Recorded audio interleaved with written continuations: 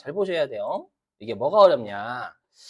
그 재무회계하고 부가가치세하고 제품 매출로 인식할 게 달라요. 과세 표준이 뭐냐면 여러분들 우리가 재무회계에서는 선적이라고 환전일 둘 중에 빠른 날이라는 게 없어요.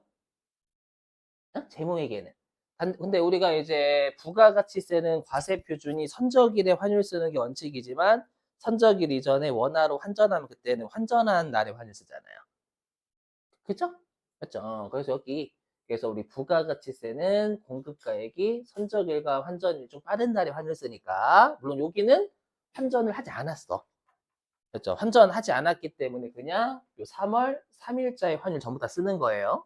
근데 만약에 환전을 2,000달러 했다라고 하면 2,000달러는 1,200원 곱하시고 그렇죠? 나머지 18,000달러는 1,100원 곱하셔야 되는 거예요. 과세 표준에는. 다만 재무에겐 그게 있어요, 없어요? 없어. 없으니까 재무에겐 그냥 2만 달러 곱하기 1,100원 하시는 거예요. 그렇죠? 그게 제품 매출 조심. 물론 그렇게 그지같이 내진 않을 겁니다. 그렇죠? 그래서 항상 신고서에 들어갈 게 상단부고 일반전표, 재무에게 일반전표에 들어갈 게 하단부다라고 생각해 주셔야 돼요. 알죠?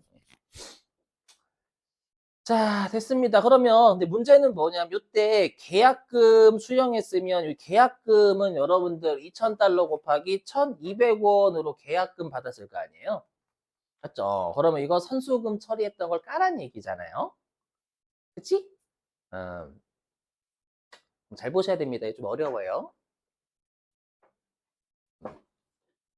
자, 일단 그럼 유형은 수출이죠? 그리고 별도의 언급 없어도 여러분들 수출 신고 번호는 생략하셔야 됩니다. 유형 수출. 그 다음에 공급가액은 2만 달러 곱하기 1,100원이니까 2,200입니다. 됐죠? 그 다음에 거래처는 지멘스.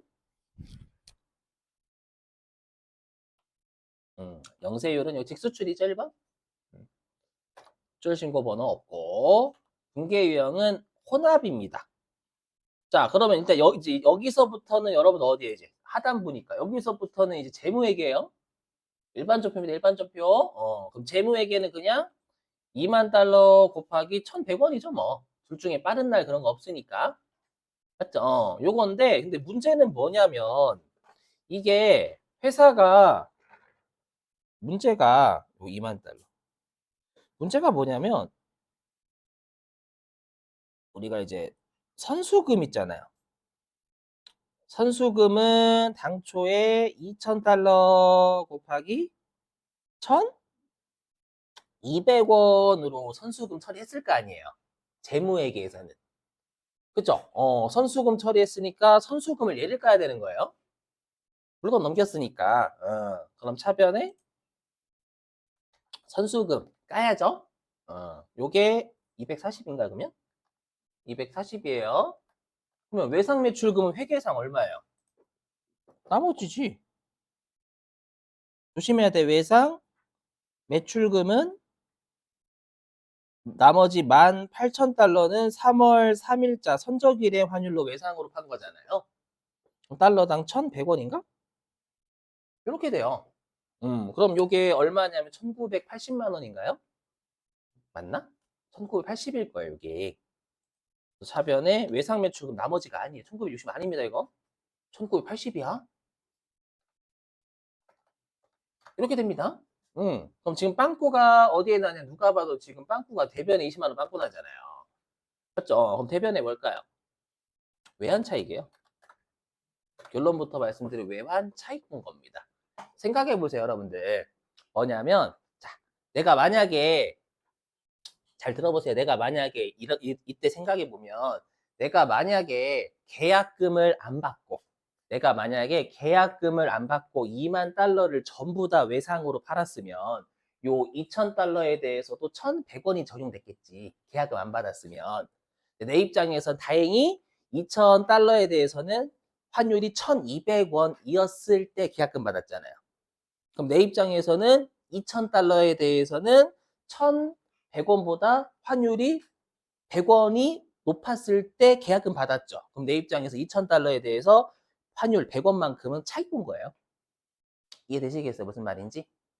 생각해 보시면 정 어려우시면 그냥 빵꾸 나는 곳에 차변이 외환차손, 빵꾸 나는 곳이 대변이 외환차 적으시면 돼요. 여러분 이거죠. 아, 계약금 받았을 때 휴 2,000달러는 다행히 환율 높았을 때 받았네? 이거잖아. 맞죠? 환차익 본 거, 환차익. 파는 사람은 당연히 계약금 받았을 때 환율이 높으면 환차익 본 거고, 낮았을 때 받으면 승질 나는 거지, 빡치는 거지. 그냥 외상으로 다 팔 걸 이렇게 후회하는 거니까 환차손 보는 거고. 이해되시겠어요? 자, 됐고요. 그 다음에 8번 별표입니다. 음. 여러분들 8번은 제가 밑줄 친 게 지금 여기 자기 주식의 처분이잖아요. 누가 봐도 일반점 빅력은 맞아요. 근데 여기서 주의하실 게 있어요. 뭘 주의하셔야 되냐면 세무 2급은 자기 주식 처분하면 그냥 말로 주죠. 필요한 것만 줍니다. 필요한 것만. 근데 세무 1급은 재무액이 어떻게 장난치냐면 쓸모없는 자료 막 던져줘요. 그러면 여러분들이 자기 주식을 처분했죠. 우리 자기 주식 처분하면 두 가지 주의해야 되잖아요. 자기 주식 날리고, 그다음에 자기 주식 처분이익과 자기 주식 처분 손실은 서로 간에 상기하잖아요. 맞죠? 그럼 여기에서 뭐는 필요가 없냐면 요거 필요가 없어요. 왜냐면 우리가 지금 자기 주식 소각하는 거 아니잖아요. 소각이면 자본금 줄이지만 의미 없고, 그 다음에 주식 발행 초과금 의미 없어요. 왜냐면 우리 지금 자기 주식 파는 거지 여러분들 지금 주식 발행하는 거 아니잖아요. 맞죠? 그리고 기타 포괄 손익도 계획, 이익잉여금, 납치의 의미 없어요. 그러니까 한마디로 자기 주식 처분했을 때 필요한 것만 뽑아낼 수 있는 이 문제예요. 맞죠? 그러니까 여러분들이 이런 거에 낚이시면 안 돼. 그렇죠? 그러니까 여러분들 자기 주식 소각할 때는 자본금 줄이지만 지금 처분한 거니까 자기 주식 액면가 안 쓰잖아요. 맞지? 그러면 자기 주식은 여기 한 주당 6,000원 주고 취득한 거죠?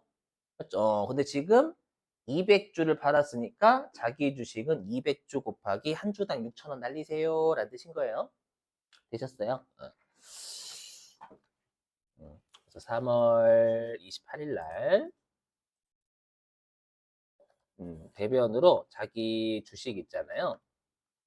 120만 원 날립니다. 근데 보통 예금에는 1,000만 원 들어왔다, 100만 원 들어왔다라고 했죠. 지금 자기 주식 처분 손실 뜨는 상황이잖아요. 근데 자기 주식 처분이익이 얼마 있어요? 30만 원 있잖아. 30만 원 있으니까 어떻게? 자기 주식 처분이익부터 상기해야죠. 차변에 자기 주식 처분이익부터 먼저 정리하는 거예요. 이렇게 되세요? 자, 혹시 이렇게 생각하시는 분 없죠? 제가 가끔씩 질문 받아요. 어떤 질문 받냐면, 자, 보세요. 여기 자기 주식이 2,000주가 6,000원 이렇게 돼 있잖아요. 맞죠? 그러니까 어떤 분들이 계시냐면, 그럼 이 자기 주식 처분이익도 2,000주에 대한 거 아니냐? 그러니까 자기 주식 처분이익도 요 2,000주인데 200주 팔았으니까 10%만 날리는 게 맞다라고 질문하는 분들이 계세요. 그분들의 질문은 저도 이해합니다. 좀 괜히 얘기한 것 같은데? 표정 안 좋으신데?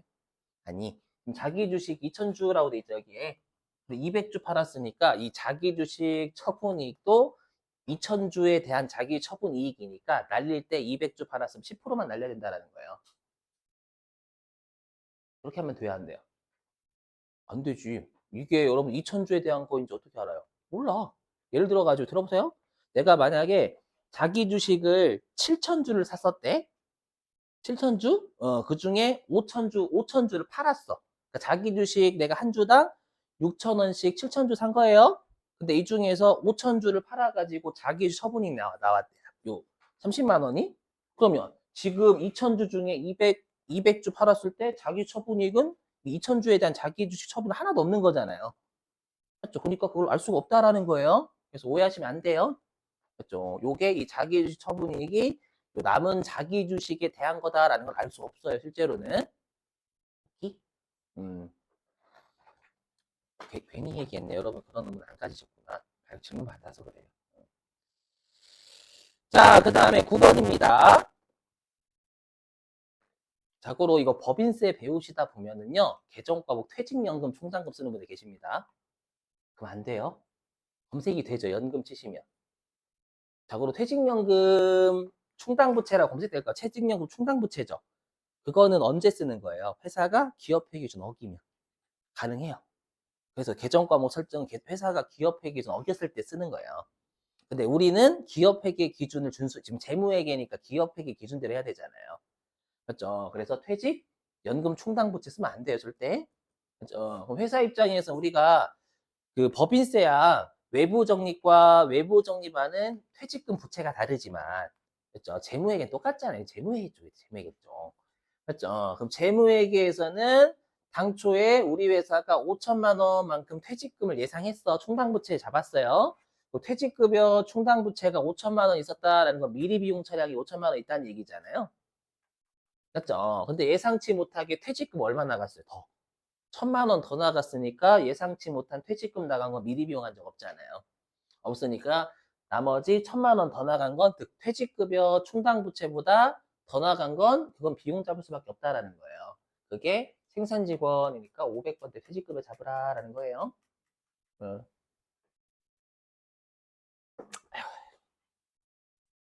3월 29일자 대변에 퇴직연금 운용자산 충당부채 잡으면 안 돼요. 제발.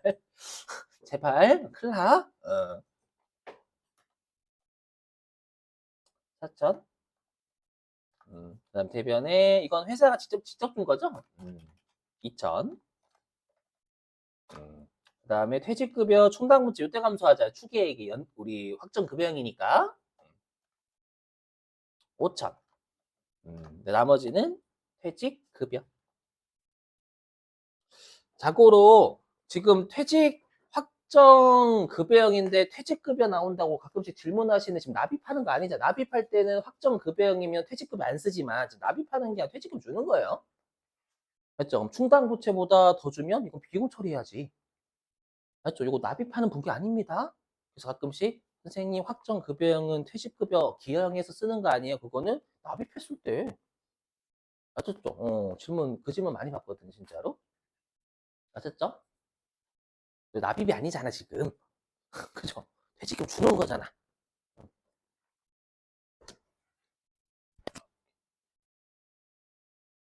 자, 그 다음에 11번.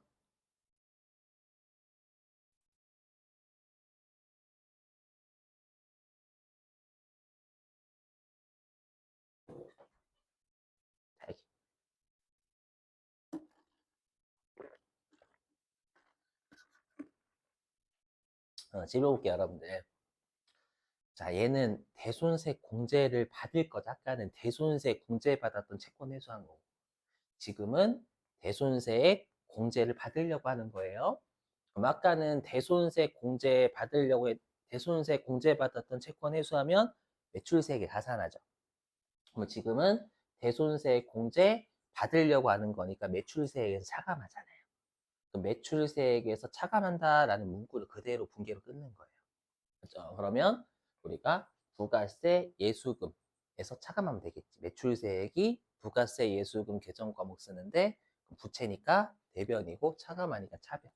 누가 봐도 세액은 12만 원이잖아요. 그죠? 근데 중요한 게 있다? 그러면 무조건 우리가 그러면 132만 원 중에 12만 원 나라에서 빼줄 거잖아요. 내세금에서. 그럼 난 120만 원만 손해본 거죠. 그럼 대손충당금 120만 원 가야 되는 거야? 아니지. 왜? 대손충당금이 얼마인지 어떻게 알아요? 맞죠? 조심하시기 이게 그 뜻이에요. 대손일 현재 계정을 조회하라 라는 뜻이 뭐예요? 요 4월 3일 시점에 외상 매출금에 대한 대손충당금 잔액 얼마인지 확인해 보라 라는 거예요. 만약에 대손충당금이 예를 들어 가지고 100만 원이면 예상치 못하게 더 손해본 20만 원만 20만 원 대손상가비 처리해야지. 아, 여기 무슨 말인지? 그래서 4월 3일자 외상 매출금에 대한 대손충당금 잔액 조회하라라는 거예요. 어디 조회요? 일정 시점에 계정 잔액. 그래서 합잔이죠, 합잔.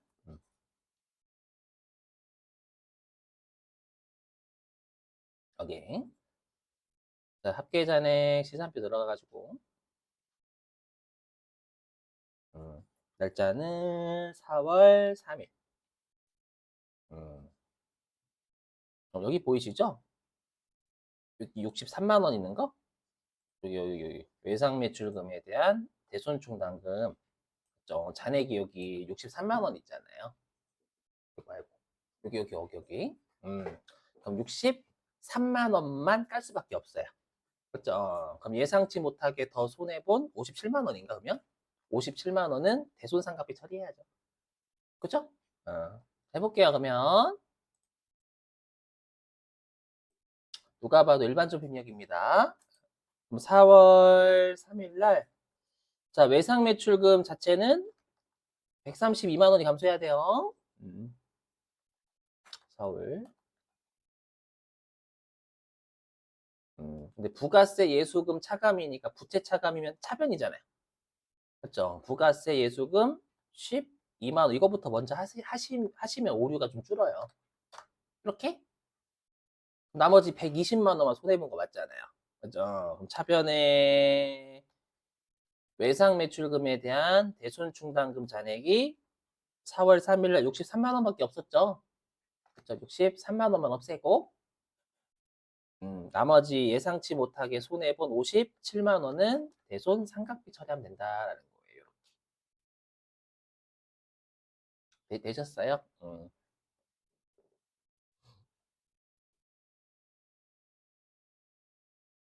자, 그 다음에 12번 별표. 12번도 출제함.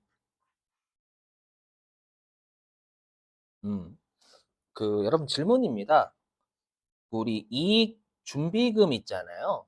이익 준비금은 어떤 배당에 대해서만 적립해요? 그렇지. 이거 중요해요. 우리가 이익 준비금은 현금 배당에 대해서만 적립을 합니다.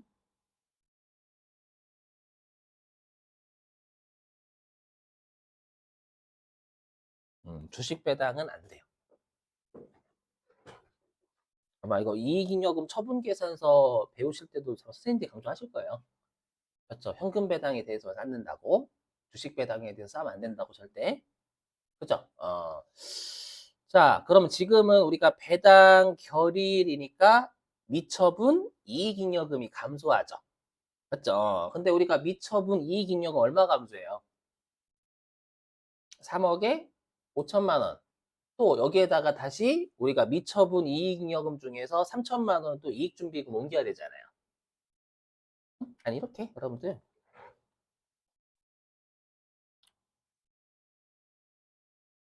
이렇게 있으면 3억 5천은 현금 배당 이런 거 무시하고 3억 5천은 이게 배당으로 나가는 거고 맞죠? 나머지 3천만 원은 현금 배당의 10% 얘기하는 거예요. 나머지 3천만 원은 어디로 옮기는 거예요? 이거 이익준비금이라는 배당 불가능한 곳으로 옮기는 거예요. 맞죠? 그럼 미처분 이익잉여금이라는 창구에서 빠져나가는 건 3,800이 3억 8천인 거예요. 3억 5천이 아니라. 맞죠? 그러니까 3억 5천은 배당으로 나가는 거고. 이 3천만 원은 여기 이익이 쌓여져 있는 데서 빠져나가 가지고 이익준비금이나 배당 불가능한 곳으로 옮기는 거예요, 이거. 이쪽으로. 알죠? 그럼 3억 8천만 원의 미처분 이익을 감소해야지. 되셨어요? 음.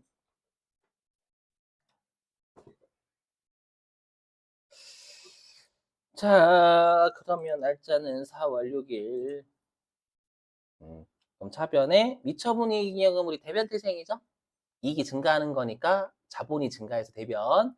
차변에 미처분 이익잉여금 하셔도 되고 아니면 여러분 미처분 이익잉여금 어떤 계정과목 쓸 수도 있어요. 2월 이익잉여금 둘 다 인정해요. 맞죠? 근데 시험에서 뭐를 쓰세요라고 반드시 그거 쓰셔야 되는 거고. 맞죠? 그럼 삼액은 3억 8천이 감소하는 겁니다. 그 다음에 우리 지금 배당 결의일이니까 현금 배당 결의할 땐 계정과목 뭐로 잡혀요? 미지급? 배당금? 그죠? 아이고. 금액 3억. 그 다음에 주식은? 미교부? 주식 배당금? 응? 기억 안 나시는가 본데? 큰일 났다. 맞죠? 5천? 그 다음에 이익준비금이라는 자본이 증가하지. 그죠? 그래서 대변에 이익준비금. 이렇게 분계 끊어지는 거예요. 나중에 자본 그 제가 화살표로 또 다시 설명할 거거든요. 그죠? 그때 배우시면 또 그림으로 보시면 또 이해되실 거예요. 그죠? 근데 지금은 잘 암기해 주시고. 자, 그 다음에 13번은 여러분들 세무 2급 때 배우죠? 가장 중요한 것만 두 개 설명할게요. 나머지는 쉬우니까. 뭐냐면, 우리가 매도 가능 증권은 장기 투자 목적으로 보유하는 겁니다. 맞죠? 그래서 도중에 시가가 얼마가 되든 의미는 없어요. 장기 투자 목적이니까 매도 가능 증권 처분 이익이나 매도 가능 증권 처분 손실 구할 때는 그냥 처분가액하고 취득 원가의 차익만 보시면 됩니다. 처분 이익이나 손실은. 그래서 항상 매도 가능 증권 처분 손익 문제가 계산 문제로 나오면 딸랑 취득 원가하고 처분가액만 해답에 표시되는 게 그게 당연한 거예요. 그렇죠. 그러니까 여러분들이 집을 사실 때 내가 장기적인 투자 목적으로 집을 가지고 있으면 시가가 어떻게 되든 얼마 주고 산 집을 얼마에 팔아서 이득 났다 이것만 따지잖아요. 그렇죠. 그래서 결론은 7,500만 원 주고 산 걸 7,000에 팔았으니까 매도 가능 증권 처분 손실이 500만 원 나요, 무조건. 이거 하나 중요하고요. 두 번째가 여러분들 매도 가능 증권 평가 이익이나 매도 가능 증권 평가 손실이 미실현 손익이 장기 투자니까. 미실현 손익은 언제 까요? 실현됐을 때. 실현되면 더 이상 미실현 손익이 아니잖아요. 그래서 매도 가능 증권 평가 이익이나 매도 가능 증권 평가 손실은 처분할 때 제거하시면 돼요. 감소. 이 두 개가 제일 중요해요. 그럼 나머지 두 개 분계 쉬워. 해볼게요. 자, 그러면 우리가 일단 매도 가능 증권 평가 손실이 작년도에 280 있었을 거 아니에요. 요걸 제거하면 돼요. 그렇죠? 그래서 결론 분계. 그래서 방금 취득 처분가액하고 취득가액하고 비교해서 매도 가능 증권 처분 손실 나오잖아요. 500. 그리고 매도 가능 증권 평가 이익과 손실이 처분했으니까 실현된 거기 때문에 얘를 제거하는 거예요. 그럼 평가 손실은 차변 태생이니까 제거는 대변으로 해야죠. 그죠? 그래서 매도 가능 증권 평가 손실 280 제거하는 겁니다. 이 두 개가 제일 어려워서 이 두 개부터 끊는 거예요. 나머지는 여러분들 하실 수 있는 거 뭐 보통 예금 통장에 7천만 원 들어온 거 하실 수 있잖아요. 맞죠? 그리고 매도 가능 증권은 장부상에는 전년도 말 시가인 7,220만 원 기록돼 있겠지. 맞죠? 그래서 대변에 매도 가능 증권 178번 쓰죠. 투자 자산은. 네? 그죠? 7,220, 이 두 개는 잘 하시잖아요, 여러분들이. 이 두 개는. 그죠? 그럼 위에 있는 두 개가 중요해서 그래요. 위에 있는 두 개가, 이 두 개가. 이 두 개가 제일 중요해요. 그죠?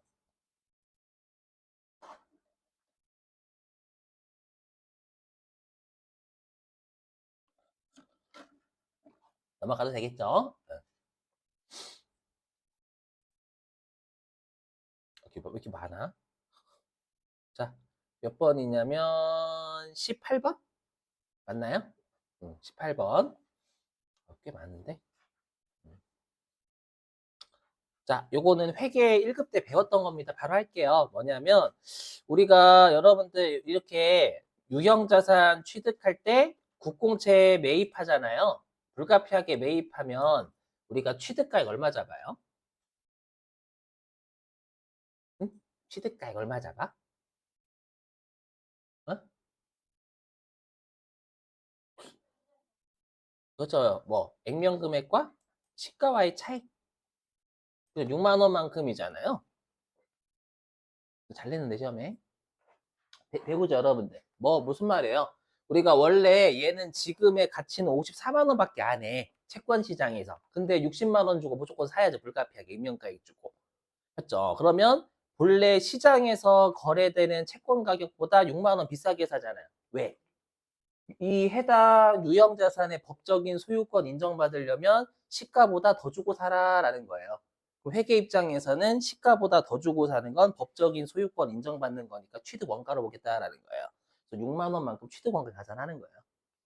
아셨죠? 다만 주주들한테는 지금 시장에서 이 채권은 54만 원짜리다라고 보고해야 되는 거고. 그래서 매도 가능 증권이란 채권은 54만 원을 보고하는 거예요. 알죠? 그래서 분계강. 닫을게 이거 지금 괜찮잖아. 4월 24일 날. 그러면 보통 예금으로 아이고야 60만 원 나갔죠? 그다음 차변에 차량 운반고는 6만 원. 에이씨 뭐야 보증자산 뭐냐? 6만 원 이렇게 해. 그럼 나머지가 매도 가는 증권 투자하니까 178번. 얘는 채권이긴 한데 거래처는 걸 수가 없어요. 예. 왜 걸 수가 없냐면 이거 여러분들 국가나 지방자치단체 모르지. 이렇게 하는 게 답입니다요. 음. 자, 그 다음에 20번.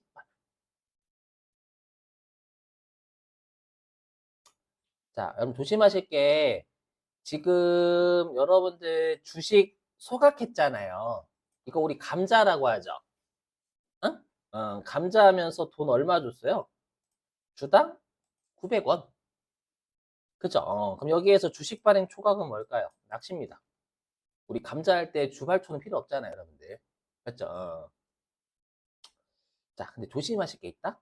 그럼 지금 한 주당 500원짜리 주식을 소각하면서 한 주당 900원 줬잖아요. 그럼 감자? 차손 나오죠. 그러면 감자 차손 다 적어요? 여러분들, 그럼 어떡해? 우리 감자 차익하고 감자 차손 서로 간에 상계하죠. 그럼 지금 문제에서 감자 차익 줬어요, 안 줬어요? 안 줬죠. 안 줬으면 0인 거예요? 아니에요. 시험에 감자 차익은 없는 것으로 한다라고 해야 0인 거예요. 그렇죠. 그럼 별도의 언급 없으면 찾아야 돼요, 세물금. 우리 서로 간에 상계하는 거 별도 언급 찾아야 돼, 실제로. 그렇죠. 그러면 5월 2일자에 합계잔의 시상표 가야지. 가가지고 여기에서 감자 치면 아이고, 감자 치면 이렇게 감자 차익이 있어요. 진짜 이렇게 많이 낸단 말이죠. 우리 시험은. 맞죠? 그래서 없는 것으로 한다. 얼마인 것으로 가정한다라고 언급 없으면 합산 가서 찾으셔야 돼요. 아셨죠? 그래서 감자 차익이 2만 원 있으니까 감자 차익부터 먼저 까란 얘기예요. 아셨죠?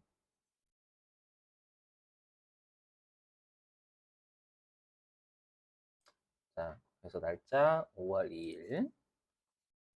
일단 자본금이 감소하죠. 5만 원만큼. 그다음에 보통 예금이 9만 원 나가고. 네, 근데 감자 차익이 2만 원 먼저 감소해야 되잖아요. 그 나머지가 감자, 차손. 이렇게 이 분계는 뭐 되시겠죠, 여러분들? 합산 들어가셨으면 넘어갈게요. 음.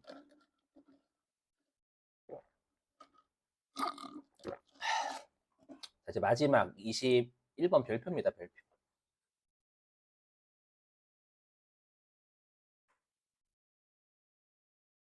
어, 이것도 회계 1급 아니면 세무 2급용입니다.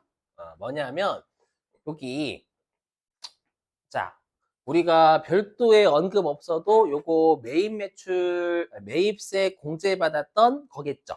원가 25만 원짜리니까 2만 5천 원만큼 매입세 공제 받았을 거예요.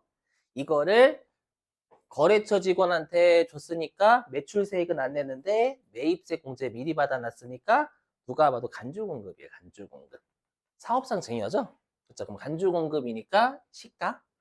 다만 우리가 얘는 증명서류 발급해야 안 해요? 못하죠? 우리 증명서류를 발급한다라는 건 상대방한테 부가가치 달라는 얘기고 간주공급 부가가치세 상대방한테 징수 못하잖아요. 못하니까 10%로 과세가 되지만 증빙은 없는 건별이에요. 자, 근데 자, 질문. 근데 얘가 건별인데 만약에 얘가 거래처 직원이야 우리 회사 직원이면 금액은 얼마? 우리 회사 직원이 여기가 거래처 직원이 아니라 그때는 그 30만 원만 10만 원 초과분만 기억나시죠 여러분들? 이것도 잘 내요 시험에서. 그래서 꼭 간주 공급일 때 우리 회사 직원인지 거래처 직원인지 보셔야 돼. 우리 회사 직원이면 10만 원 초과잖아요. 그죠? 근데 거래처 직원이면 그런 거 없지. 10만 원 초과.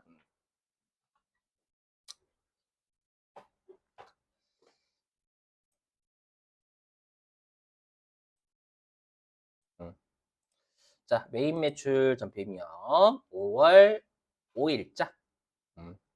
이건 건별이죠. 그 다음에 40만 원. 거래처 정갑수. 그다음에 분계는 여러분들 좀 많이 끊어야 되니까 무조건 혼합. 자, 그럼 아래는 이제 일반 점표입니다. 자, 아래 일반 점표예요. 그럼 대변으로 제품 원가로 날려야지, 제품. 그죠? 제품 원가로. 금액은 25만 원. 여기는 일반 점표입니다. 그럼 25만 원짜리 제품을 거래처한테 줬으니까 기업 업무 추진비. 맞죠? 근데 이 4만 원도 상대방한테 걷어요, 내 돈으로 내요. 내 돈으로 낼 거니까 이것도 이 4만 원의 부가가치세도 기업 업무 추진하면서 발생한 거잖아요. 그렇죠? 그래서 총 이 두 개도 한 29만 원이 회사의 기업 업무 추진비로 해야 될 거. 기억나시죠? 이건 우리 간주공급 때 배웠었잖아요. 그 접대비 쪽에서. 그렇죠?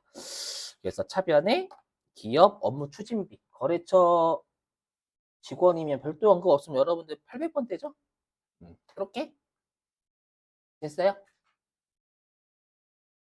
뭐 안 했어, 뭐? 타계정. 타계정 해야지, 여러분. 그죠? 여기. 여기. 제품을 판매 목적이 아닌 다른 목적으로 썼으니까 타겟응시 걸어야지. 그죠? 요까지. 그래서 보시면 아시겠지만 문제에서 어떻게 장난치냐면 여러분들 지문에 쓸모없는 을 던져주는 거예요. 세무 1급 재무회계 때. 그죠? 아니면 정말 깊숙하게 됩니다. 세법 같은 경우에는. 그죠? 그러니까 여러분들이 그 5월 달에 끝나고 나중에 이제 법인세 나중에 회계부가 소득, 법인세 제외 나머지 하실 때 있잖아요. 좀 꼼꼼하게 하셔야 돼요. 특히 세법 쪽. 안 그러면 낚시 당합니다. 쓸모없는 거 다 던져줘요. 아셨죠? 자, 됐어요. 오늘 여기까지 하고요. 내일은 여러분